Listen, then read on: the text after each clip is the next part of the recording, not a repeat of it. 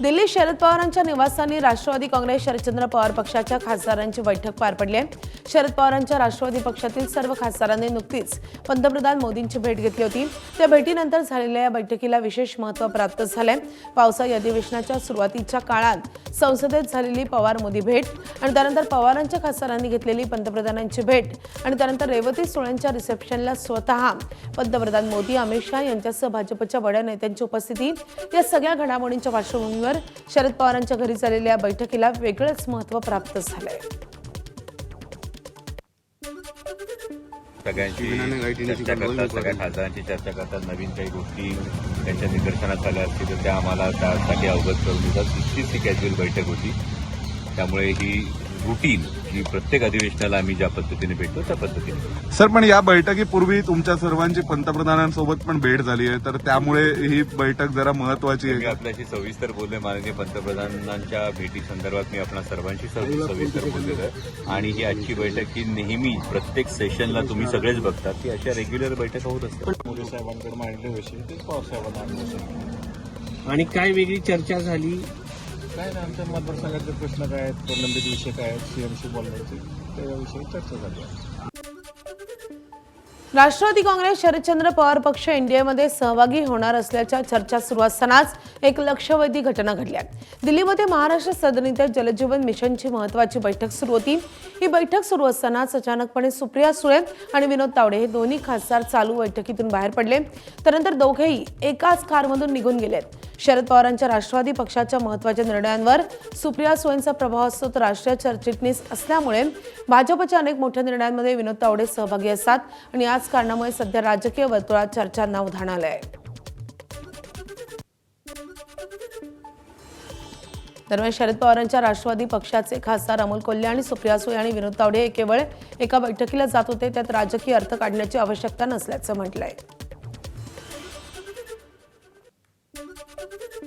बैठकीतून निघताना ताई आणि भाजपचे नेते विनोद तावडे त्यांनी एका गाडीतून प्रवास केलाय, तर ते एका बैठकीला चालले होते आणि त्यामुळे याच्यामध्ये काहीतरी राजकीय अर्थ काढण्यात काही अर्थ नाही। थँक्यू सर, बैठकीतून निघताना ताई आणि भाजपचे नेते विनोद तावडे त्यांनी एका गाडीतून प्रवास केलाय, तर ते एका बैठकीला चालले होते आणि त्यामुळे याच्यामध्ये काहीतरी राजकीय अर्थ काढण्यात काही अर्थ नाही। थँक्यू। तावडे आणि सुप्रिया सुळे एकत्र प्रवास केलाय त्यांनी, त्यांच्या स्टँडिंग कमिटीची मीटिंग होती म्हणून एकत्र केलं असतं। म्हणजे त्यांच्या त्यांची स्टँडिंग कमिटीची आता क्लोजअपची मीटिंग होती उद्या रिपोर्टसाठी, फायनान्स कमिटीची, त्यासाठी जाणार असेल तर सांगून गेले त्यांच्या जेपीसीच्या संदर्भात। जेपीचे त्यांनी लवकर का जातो याचं कारण दोघांनी सांगताना हे सांगितलं ही एका बैठकीत आहे। येस।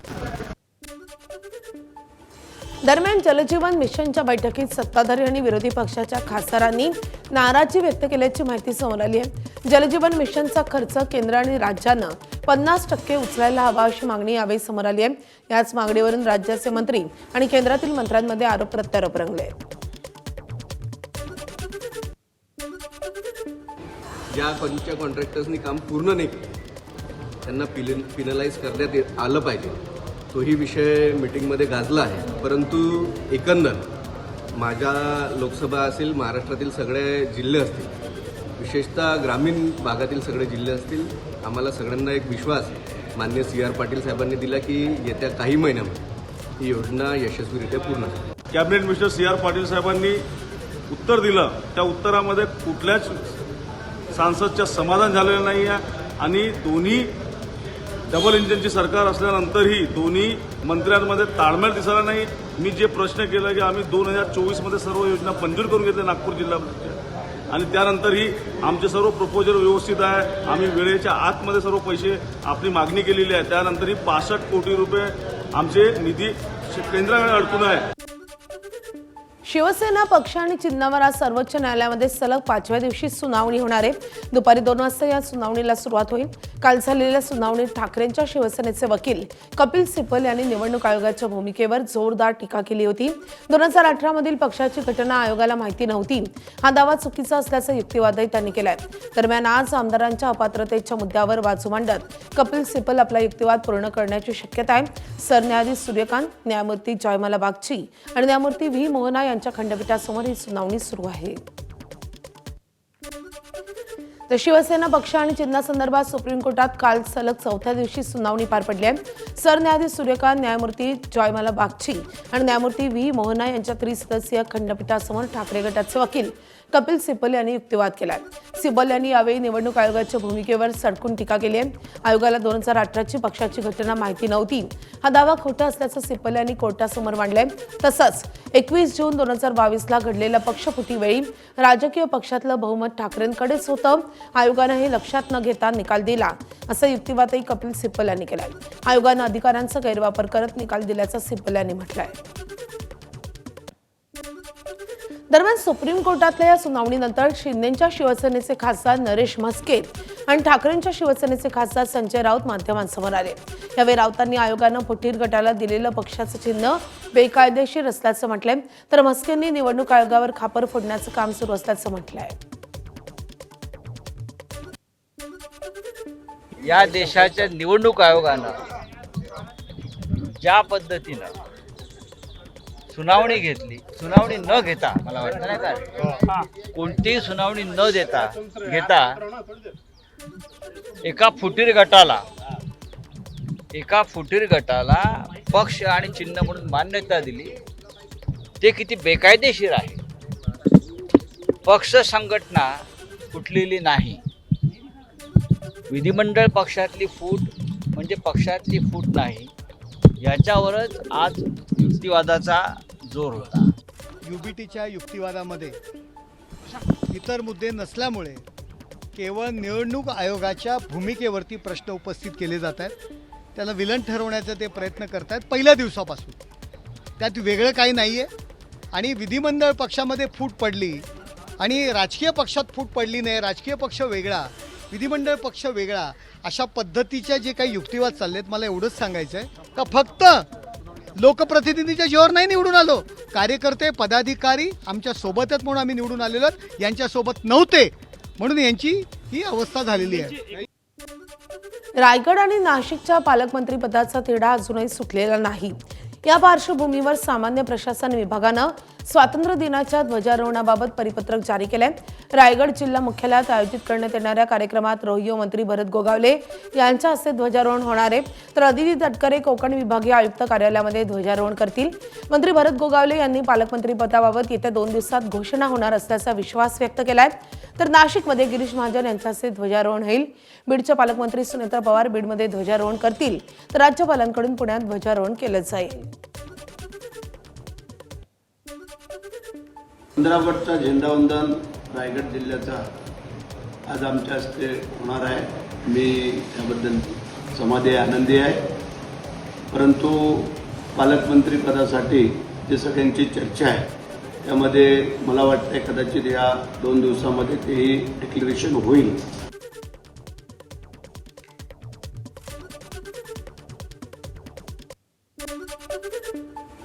मराठा आरक्षणाच्या मागणीसाठी सातारा गॅझेट आणि औंध संस्थान गॅझेट लागू करण्याचा मुद्दा पुन्हा एकदा ऐरणीवर आलाय।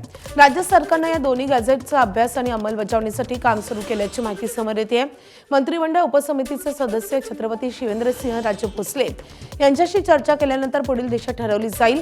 दरम्यान मराठा आरक्षण उपसमितीची नियमित बैठक घेऊन व्हेरिफिकेशन आणि व्हॅलिडिटीचा आढावा घेतला जाईल। सरकारनं दिलेली आश्वासनं पूर्ण न झाल्यास आंदोलन मुंबईत नेण्याची तयारी असल्याचा इशाराही यावेळी देण्यात आला आहे। दर कॅबिनेट नंतर आम्ही बसतो आणि किती पूर्तता झाली, किती दाखल्यांचं व्हेरिफिकेशन झालं, किती लोकांना व्हॅलिडिटी मिळाली, या प्रत्येकाचा आढावा व्हीसी वरती सगळे कलेक्टर असतात, सगळे डिव्हिजनल कमिशनर असतात आणि जे आश्वासन दिले त्याच्या पूर्ततेसाठीचा फॉलोअप हा सरकारचा चालू आहे। राज्यातील ओबीसी प्रवर्गातील नागरिकांना गेल्या 3 वर्षात मोठ्या प्रमाणात जात प्रमाणपत्र देण्यात आली आहेत। 2023 ते 2026 या काळात न्यायमूर्ती संदीप शिंदे समिती स्थापन झाल्यापासून महसूल विभागानं 22,20,000हून अधिक प्रमाणपत्र वितरित केली आहेत। यामध्ये प्रामुख्यानं कुणबी मराठा समाजाच्या प्रमाणपत्रांचा समावेश आहे। बीड, अहिल्यानगर, जळगाव, नाशिक, कोल्हापूर, पुणे, सातारा आणि सोलापूर या जिल्ह्यांमध्ये सर्वाधिक प्रमाणपत्रांचं वाटप करण्यात आलं आहे। पश्चिम महाराष्ट्राच्या दौऱ्यावर असलेले मनोज जरांगे पाटील साताऱ्यात दाखल झालेत। यावेळी आयोजित पत्रकार परिषदेत त्यांनी मराठा आरक्षणाच्या मुद्द्यावरून सरकारवर जोरदार टीका केली आहे।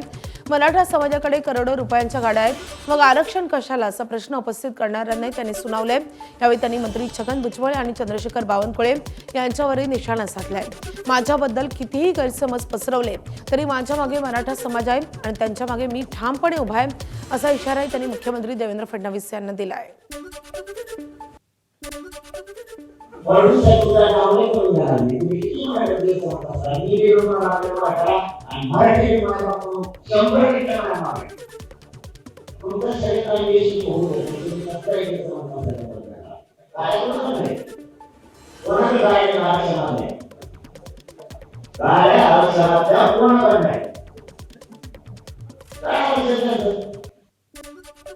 अहिल्यानगरमध्ये धीरज परदेशी हत्या प्रकरणाच्या निषेधार्थ बंद पुकारण्यात आला होता।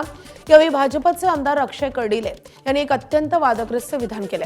धीरज परदेशी हत्येतील आरोपींना गचाळ न करता त्यांचं मुंडकच छाटलं पाहिजे असं विधान अक्षय कर्डिले यांनी केले। तसंच आपल्याला एका विशिष्ट समाजाच्या मतांची भीक नको असं म्हणत कर्डिलेंनी अपशब्द वापरले। दरम्यान धीरज परदेशी यांच्या कुटुंबियाला न्याय मिळत नाही तोपर्यंत त्यांची साथ देणार असल्याचे त्यांनी स्पष्ट केलं आहे।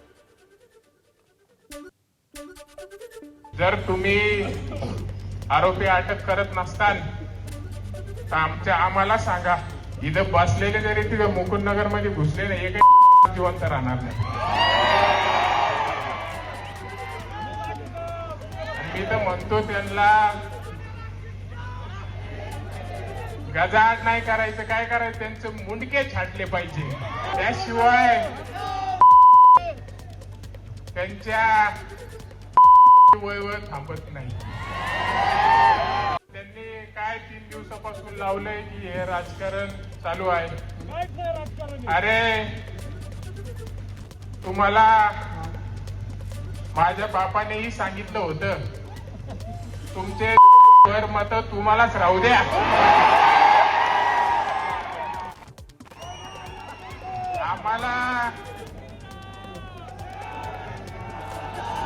आम्हाला तुमच्या मताची भीक नको आणि तुम्ही पण आमच्याकडे काम घेऊन भीक मागायला येऊ नका।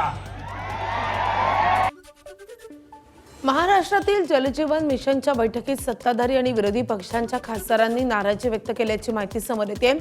या बैठकीमध्ये राज्याचे मंत्री गुलाबराव पाटील यांनी केंद्रानं निधी द्यावा अशी भूमिका मांडली आहे। त्यावर केंद्रीय मंत्री CR पाटील यांनी नियमानुसार कामांची पूर्तता होणं आवश्यक असल्याचं स्पष्ट केलंय। बैठकीत राज्य आणि केंद्रातील मंत्र्यांमध्ये एकमेकांकडे अंगुली निर्देश केल्याची चर्चा आहे। दरम्यान केंद्र सरकार आता सरसकट निधी न देता योजना न्याय निधी देण्याच्या भूमिकेवर ठाम असल्याचं समोर येत आहे।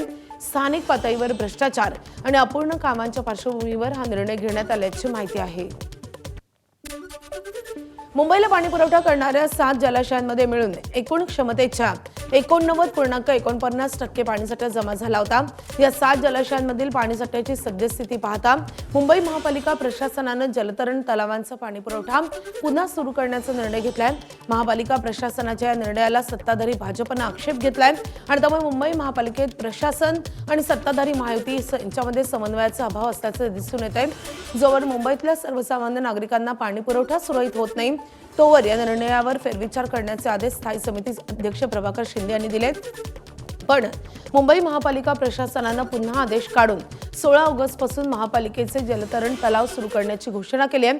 पण तलाव सुरू करण्याआधी पाण्याची गुणवत्ता तपासणी, सुरक्षा प्रमाणपत्र आणि जीवरक्षकाची नियुक्ती या बाबी प्राधान्यानं करून देण्याचे निर्देशही देण्यात आले आहेत। प्रशासन प्रत्येक वेळेला असं सांगतंय की या शहरावर अल निनोचं सावट आहे आणि ऑगस्ट सप्टेंबर याच्यामध्ये पडणाऱ्या पावसाचा अंदाज घेऊनच पाणी पुरवठा सुरळीत करता येईल। मग अशा प्रकारचे तुगलकी निर्णय हे कशासाठी घेतले जातात? मला असं वाटतं की किंबहुना स्थायी समितीचा अध्यक्ष म्हणून माझे प्रशासनाला निर्देश आहेत की स्विमिंग पूलांना पाणी पुरवठ्याचा निर्णय याचा प्रशासनाने फेरविचार करावा।